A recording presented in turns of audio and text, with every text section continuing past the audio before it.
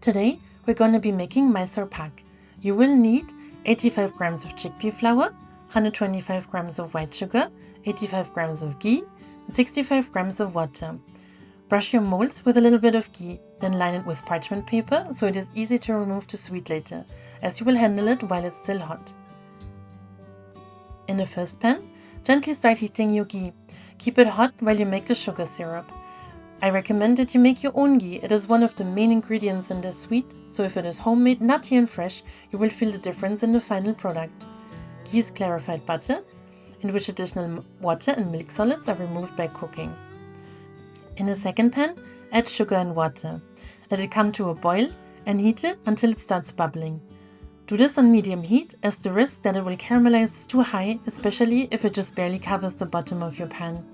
Once it is boiling, let it cook for about 4 more minutes until it reaches the thread stage. This is usually achieved around 110 degrees Celsius, 230 degrees Fahrenheit. It means that once you let it cool slightly, it is a syrup that is thicker than water and holds a flexible string. You can take a small drop of syrup, let it cool slightly, then stretch it between your fingers. It should form a soft, flexible string, but please be careful, it is very hot. Once this is done, slowly add the chickpea flour to the syrup, a little at a time, stirring constantly to prevent lumps.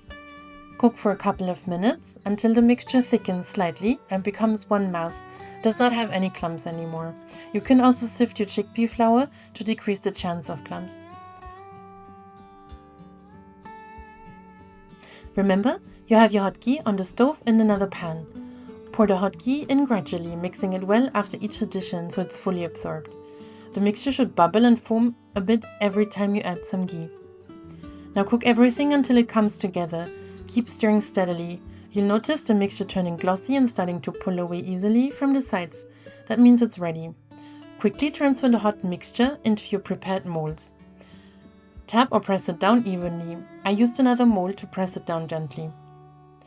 Let it cool slightly and then cut it into neat squares and enjoy your rich, golden Mysore Pak.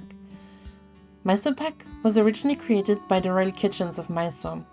The simple yet luxurious sweet has become a beloved treat across India, especially during Diwali, the festival of lights.